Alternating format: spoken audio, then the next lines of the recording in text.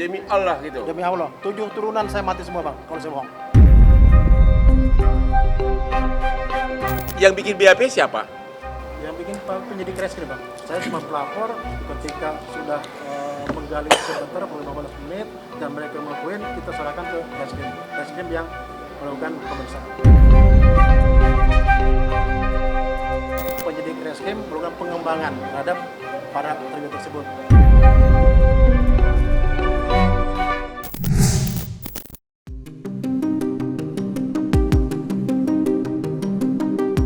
Setelah lama menghilang, menutup diri dari media dan enggan menanggapi berbagai tudingan miring yang dialamatkan pada dirinya, tiba-tiba saja secara mengejutkan ayah almarhum Eki, Ibtu Rudiana, tampil di hadapan media bersama dengan Hotman Paris yang saat ini menjadi kuasa hukum keluarga Vina. Ibtu Rudiana dan Hotman Paris melakukan konferensi pers menanggapi perkembangan kasus Vina dan Eki yang penuh dengan misteri. Dalam jumpa pers tersebut, Hotman mencecar Ibtu Rudiana dengan berbagai pertanyaan yang selama ini menguap di benak publik, termasuk tuduhan kesaksian palsu Liga Akbar dan Dede yang disebut-sebut diarahkan kepada Ibtu Rudiana. Lantas, seperti apa jawaban Ibtu Rudiana menanggapi berbagai pertanyaan Hotman Paris? Ini nggak bisa dibantah lagi, ini kan hasil resmi, ini di mata hukum yang diakui itu adalah visum atau otopsi, visum et repertum.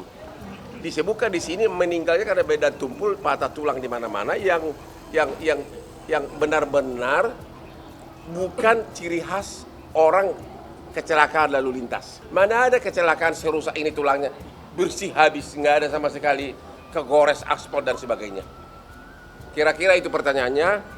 Sebelum kebetulan di sini ada Pak Rudiana. Saya adalah orang tua daripada korban, yang mana saya punya kewajiban untuk menjaga hak hidup daripada anak saya. Ya.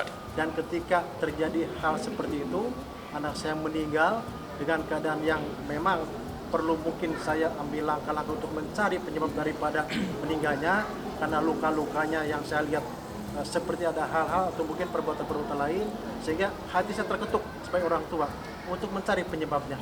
Ya.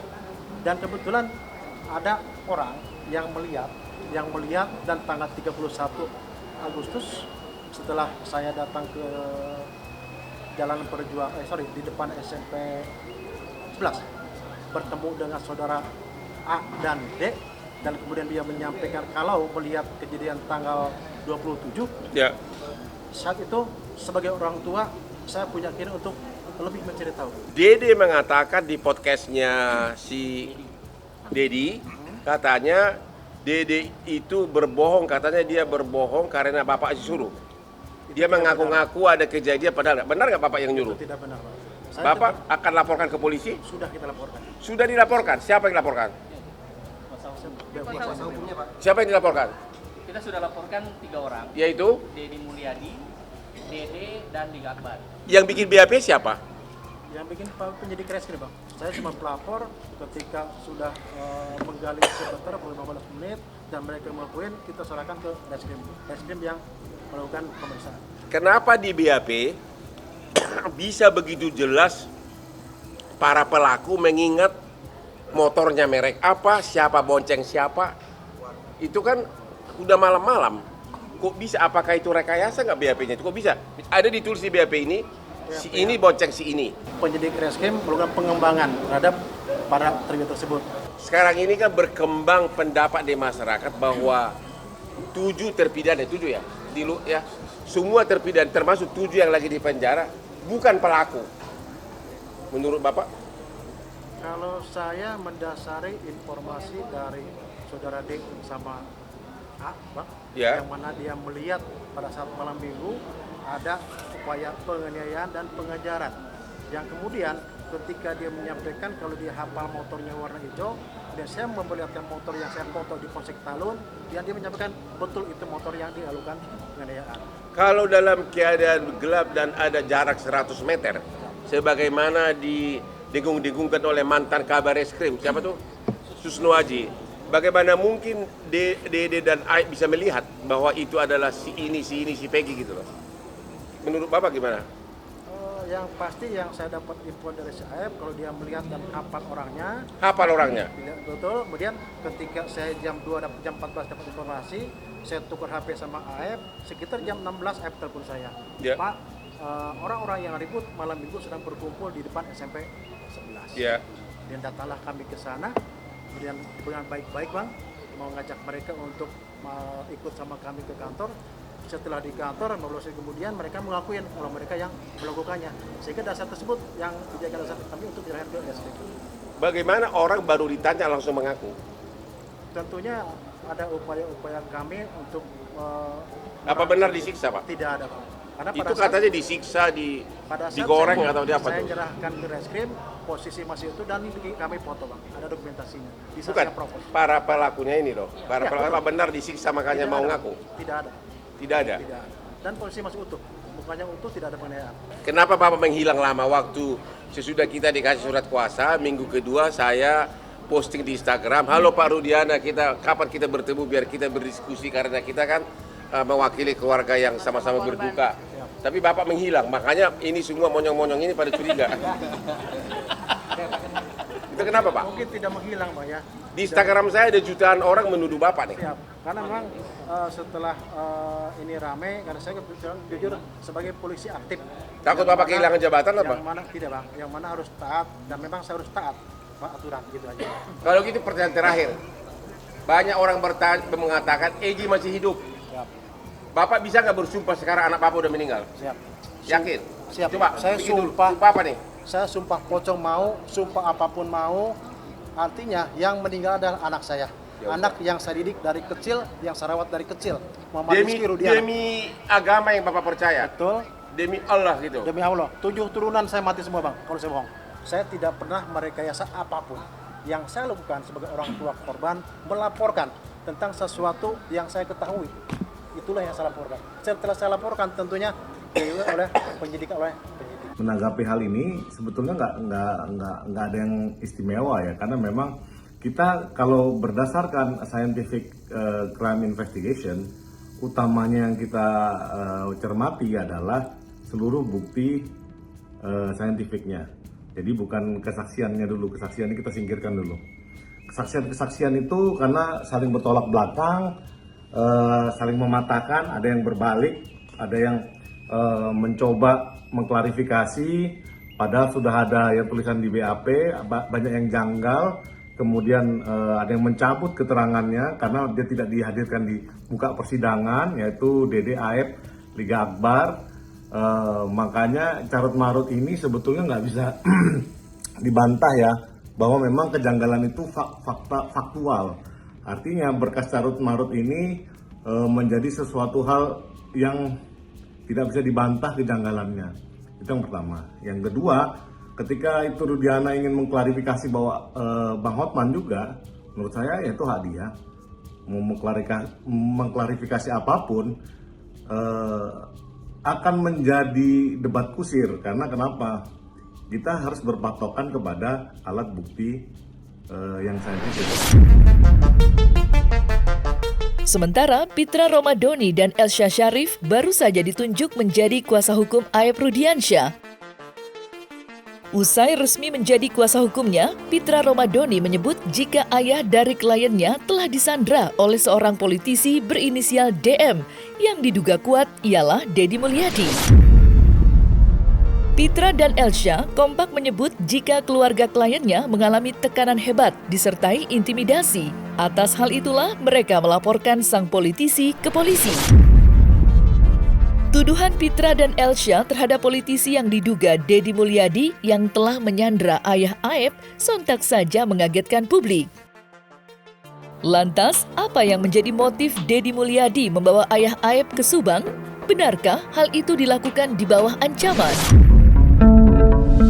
Kami ingin menyampaikan kepada rekan-rekan bahwasannya kami telah resmi menjadi kuasa hukum Aep Rudiansyah yang akan membela kepentingan hukum beliau, karena saat ini banyaknya pemberitaan-pemberitaan terhadap beliau yang miring, apalagi saat ini kita lihat banyaknya yang menyerang beliau, sehingga menurut kami selaku kuasa hukum perlu diluruskan agar tidak menjadi opini liar di tengah-tengah masyarakat dan tidak bias di tengah-tengah masyarakat. Aib telah mendapatkan tekanan-tekanan dan menimbulkan ketakutan dari pemberitaan negatif dan sudah dilaporkan oleh tim dari yang bersama dengan Dede dan kawan-kawan, yang tentunya wajib kita bantu karena tujuan melaporkan, tujuan mengintimidasi dan mencari-cari seperti seorang buron kepada klien kami ini, tujuannya hanya satu, memaksa agar Aib mencabut keterangannya yang telah dibacakan dalam persidangan di bawah sumpah, ya. Dan Aib yakin dan memang itu fakta yang sebenarnya karena dia bersama-sama dengan Dede. Dan karena itulah kita wajib mempertahankan kebenaran dan keadilan tersebut. Segala usaha-usaha dari pihak tersebut selain mendatangi orang tuanya, bapaknya Aib dengan tujuan menekan, mengintimidasi, menakut-nakuti untuk memberitahu kemana keberadaan Aib ini, dan kemudian karena bapaknya menolak, mereka terus mencari Aib menghilangkan. Tentu kalian sudah tahu semua. Setelah memberikan kuasa pada kami, ada gerakan yang lebih maju, yaitu pihak mereka mendatangi RT, dan RT ini mempengaruhi pamannya Aib, dan pada kemarin maghrib bersama pamannya Aib membawa orang tuanya Aib dan sampai ke rumah seseorang yang sudah kami laporkan, lagi dilaporkan oleh kami, dan ya sampai sekarang belum pulang, di mana Aib menjadi stres. Aib berusaha menghubungi, WhatsApp orang tersebut tapi tidak jawab, dan kelihatannya memancing Aib untuk datang dan akan ditekan. Jadi ini saya tidak mengerti mengapa kondisi-kondisi ini sangat buruk, cara-cara yang sebetulnya merupakan suatu tindak pidana, menekan seseorang. Tujuannya apa sih orang ini? Ya, kepentingannya apa? Jadi mereka tidak merasa bahwa ini sudah melakukan suatu tindakan kriminal, sudah menekan seseorang, membuat tidak nyaman. Dan jadi saya bisa mengambil suatu analisa bahwa dulu pun yang orang-orang yang mencabut ini ya mungkin ada perlakuan seperti ini, mungkin ya.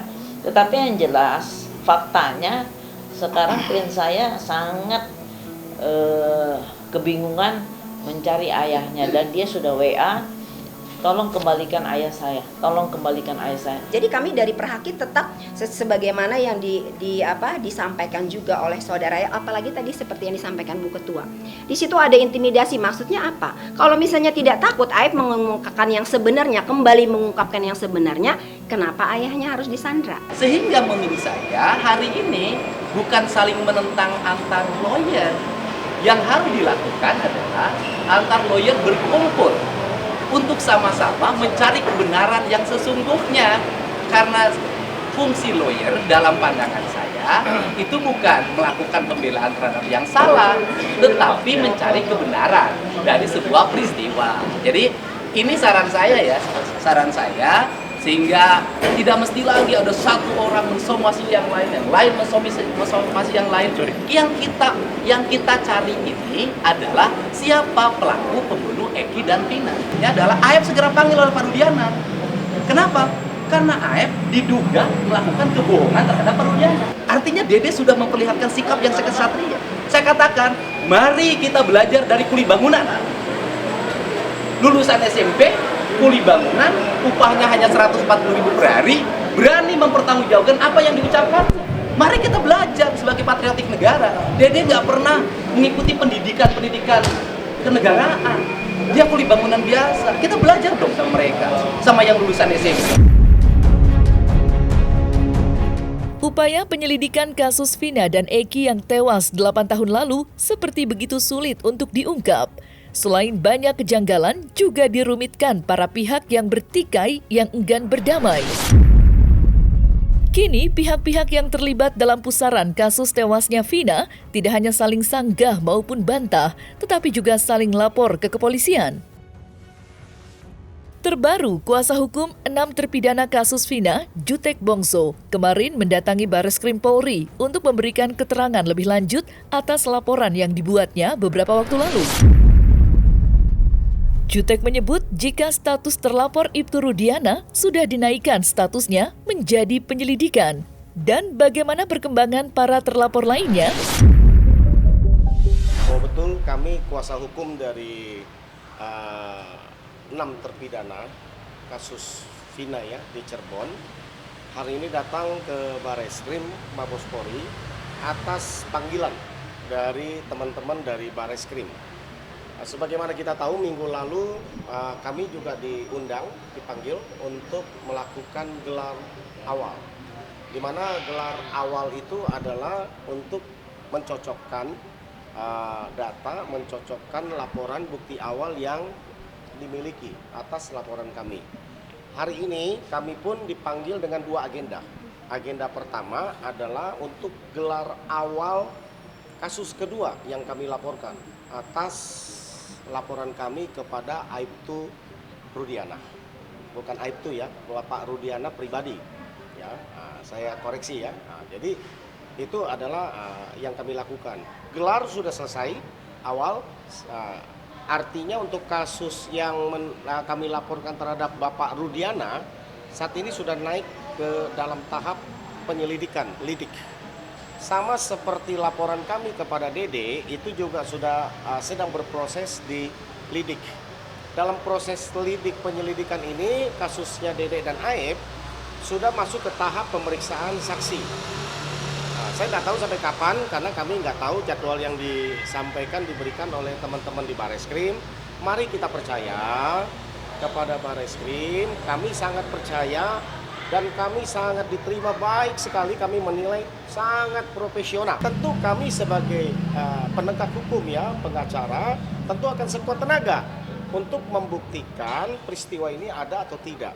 Ya, saya pikir dengan mulai penyidikan yang sangat baik dari teman-teman di Bareskrim, sudah berapa kali kami dipanggil, digelar, dan sangat profesional sekali, luar biasa. Bapak Rudiana yang kami laporkan selain memberikan melaporkan keterangan palsu, dia juga adalah diduga oleh klien kami yang melaporkannya ada terjadi penganiayaan dan penyiksaan dan yang lain-lain. Itu yang kami laporkan, yang selama ini kami sampaikan. Ini yang kami lagi buktikan, apakah semua itu ada. Ya, kami tadi sudah serahkan semua bukti yang ada pada kami di awal untuk kami berikan kepada teman-teman penyidik Bareskrim.